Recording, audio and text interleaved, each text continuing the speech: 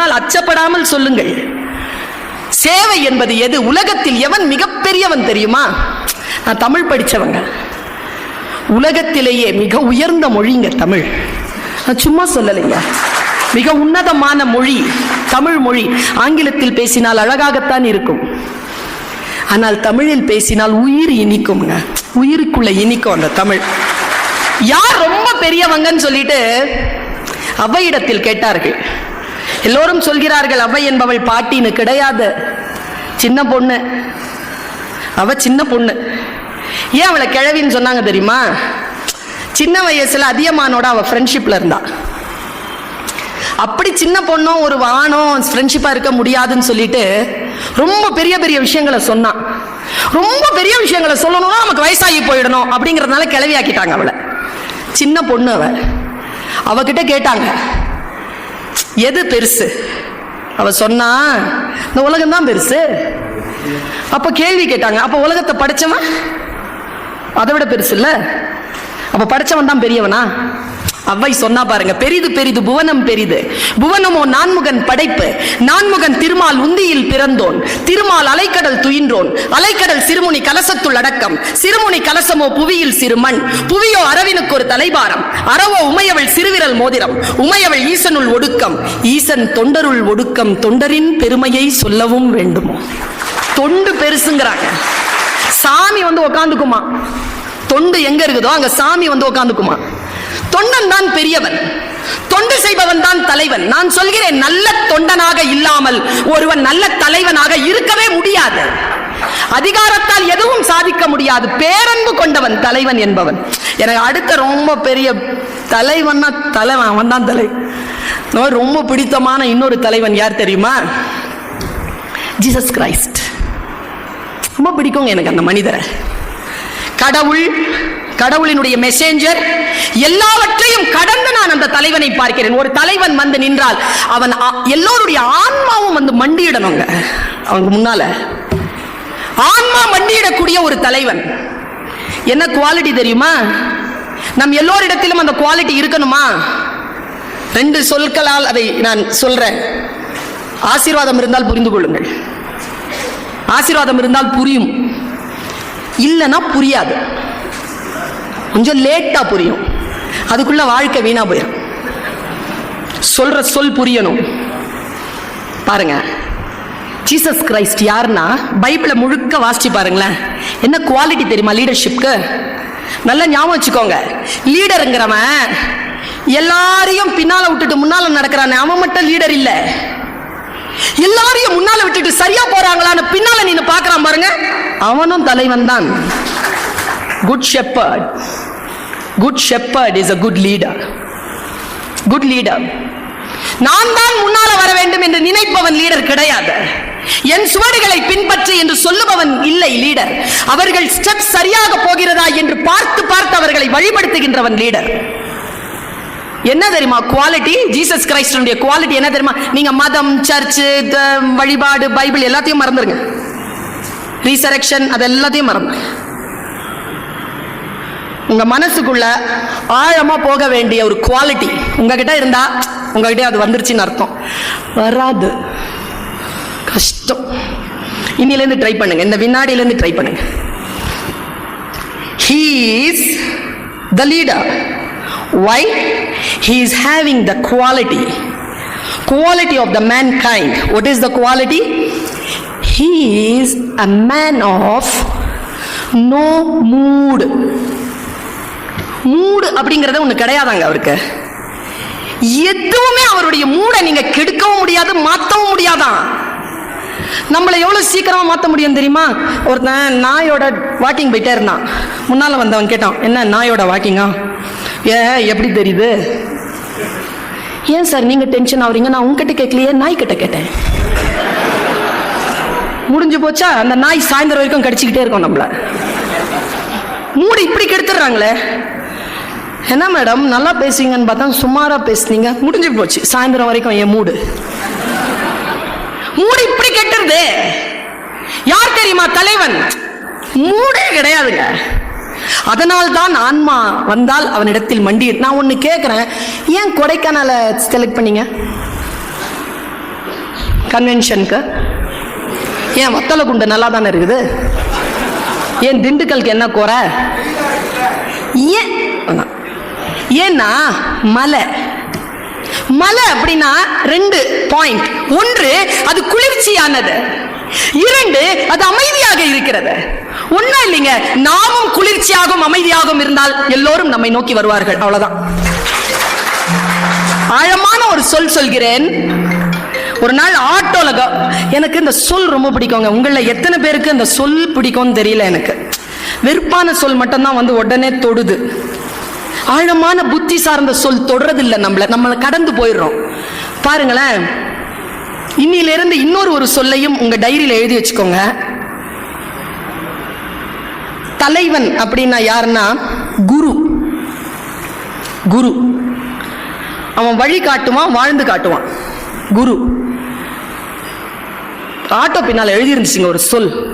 எனக்கு ஆடி போயிட்டேன் நான் அந்த சொல்ல கேட்டு. முடிஞ்சா புரிஞ்சுக்கோங்க. அடங்கிய மனமே குரு. மனசு அடங்கி இருந்தா அவன் தான் குரு.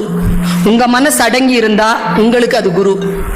உங்களுக்கு யார் குருனா, யார் மனம் அடங்கி இருக்கிறார்களோ அவர்கள் குரு. மனம் அடங்கி இருக்க வேண்டும். என்ன என்ன ஏது ஏது என்ற அலைச்சலாக இருக்கக்கூடியவர்கள் தலைமை நிலையில் இருக்கக்கூடியவர்கள் அல்ல. அவர்கள் வெறும் அதிகாரிகள், அதிகாரம் படைத்தவர்கள்.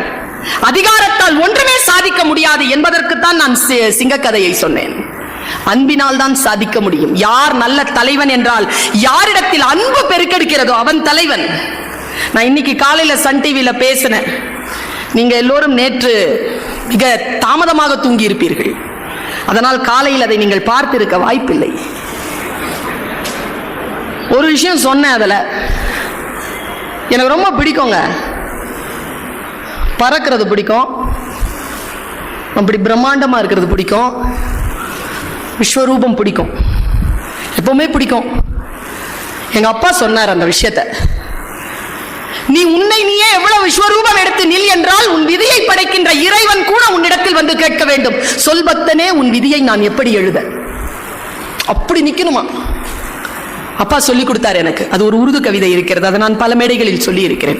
खुदी को कर बुलंद इतना हर तकदीर से पहले खुदा अपने बंदे से खुद पूछे बता तेरी रजा क्या है. இது அப்பா சொன்னது.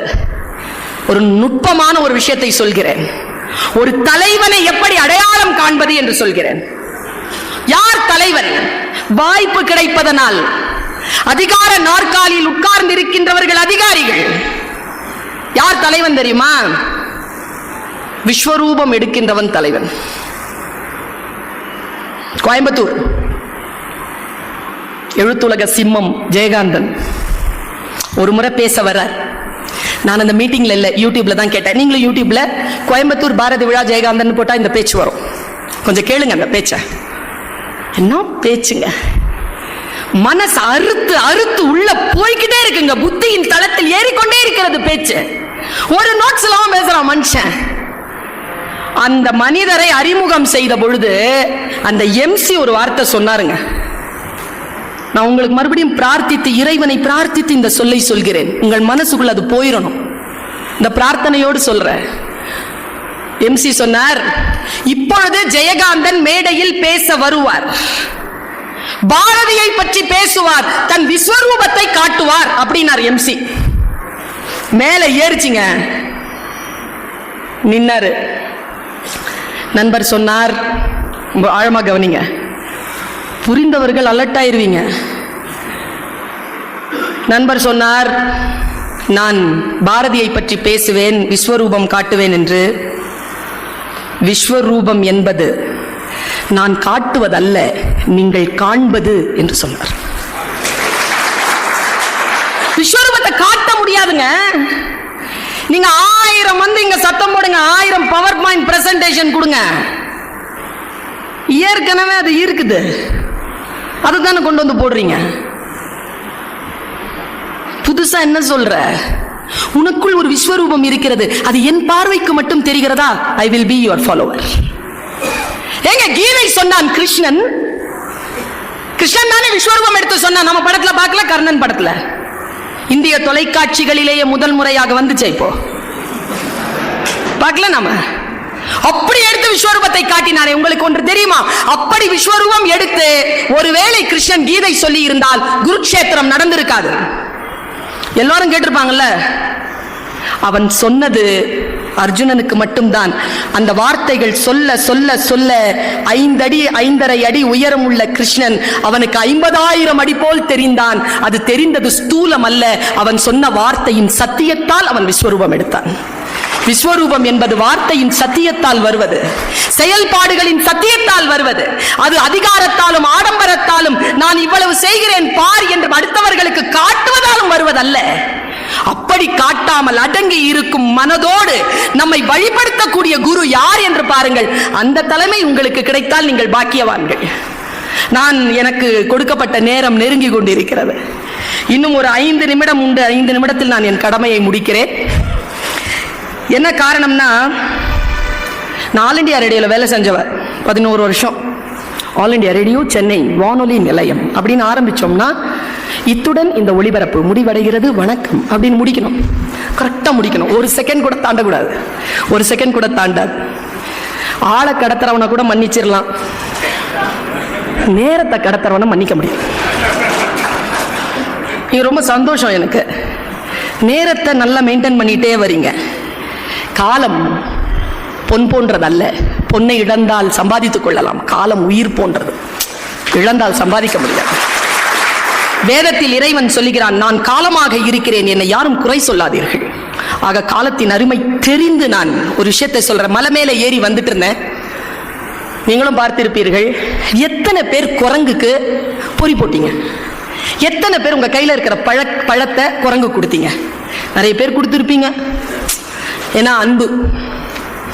ஒருத்தர் சொன்னாருங்க, மலை ஏறுகின்ற பொழுது, சுற்றுலா இடங்களுக்கு போகின்ற பொழுது குரங்குகளுக்கு எதையும் கொடுக்காதீர்கள்.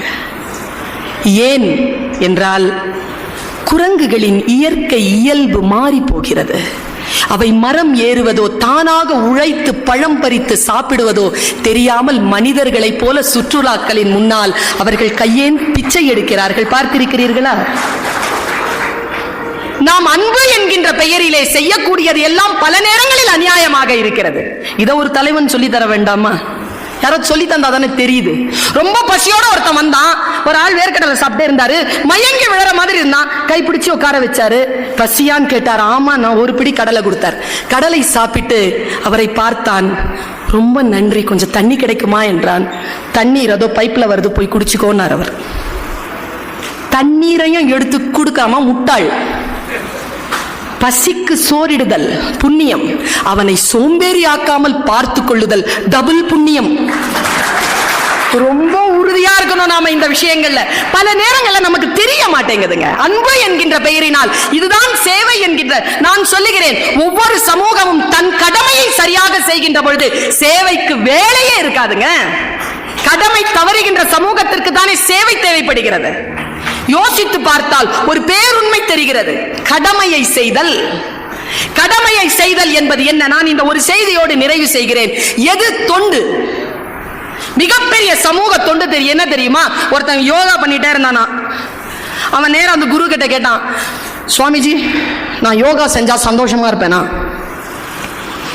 சுவாமிஜி சொன்னார், நீ கரெக்டா யோகா பண்றன்னா உன்னை சுத்தி இருக்கிறவங்க சந்தோஷமா இருப்பாங்க. இவ்வளவுதான். யோகம் என்பது வேறு ஒன்றும் இல்லை, கடமையை செய்வது. தியானம் என்பது வேறு ஒன்றும் இல்லை, கவனத்தை சிதறடிக்காமல் அந்த வேலையில் முழுமையாக இருப்பது. இப்ப கூட நான் பேசிட்டு இருக்கிறேன், நான் பேசுறதை கேட்காம நிறைய பேர் வீடியோ பிடிச்சிட்டு இருக்காங்க, யாருக்காவது போட்டு காட்டுறதுக்கு.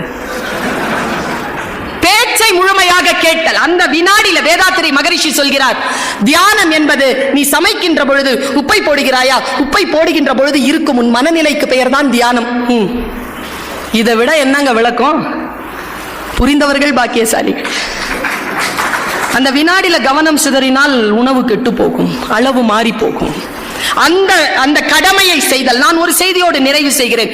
சமீபத்தில் சில விஷயங்கள் படித்தேன். எது ரொம்ப ஆழமா இருக்குமோ மனசுல, எது ரொம்ப ஆத்மாவை தாக்குமோ அதை நான் சொல்வது வழக்கம். பர்வீன் சுல்தானா பேசுறேன்னா, கேமரா ஒன்று இருக்குல்ல மைண்ட்ல, அதை ஆன் பண்ணுங்க. பல நேரங்களில் நம்ம அந்த கேமராவை ஆஃப் பண்ணி வச்சிருக்கோம், அதான் வாழ்க்கையில் முன்னேறாம இருக்கிறோம். எவனோ ஒருத்தன் கற்பனையில காட்டியதை மட்டும் நாம் பார்த்து கொண்டிருக்கிறோம். நம் கற்பனைக்கு இடமில்லாமல் போய்விட்டது. கற்பனைக்கு இடமில்லாமல் போகின்ற சமூகம் அவங்க சொன்ன மாதிரி குட்டை நீர் தான். கற்பனை வளர வேண்டும். Imagination is more then knowledge. Einstein சொன்னது.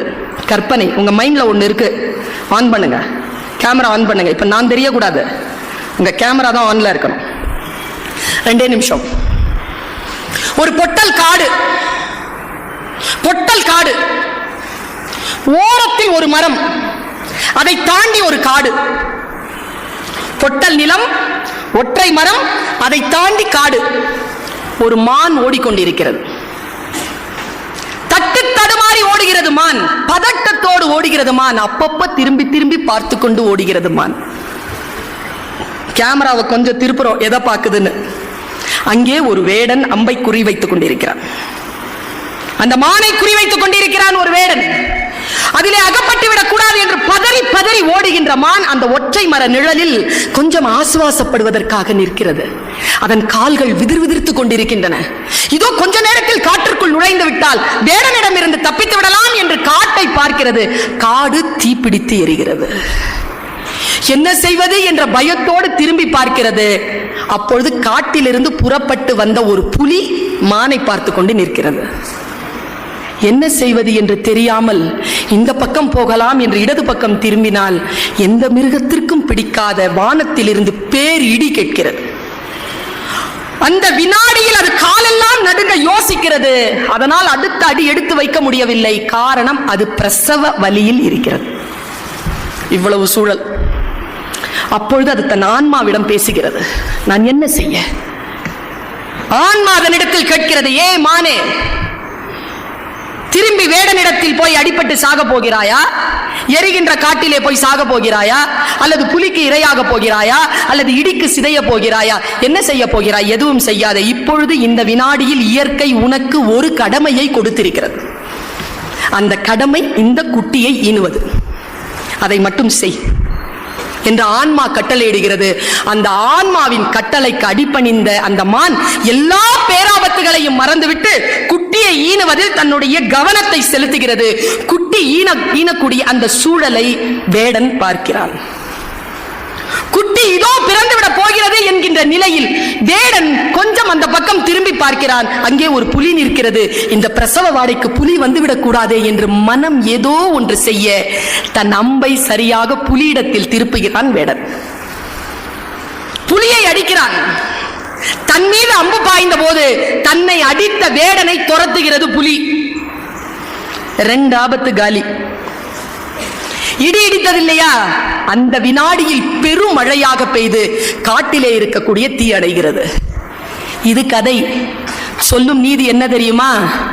நீ உன் கடமையை முழுமையாக செய்தால் உன்னை சுற்றி இருக்கக்கூடிய பேராபத்துகளை இயற்கை பார்த்து கொள்ளும் என்கின்ற ஆழம். நம் மனம்தான் நமக்கு குரு, நம் மனம்தான் நமக்கு தலைமன்.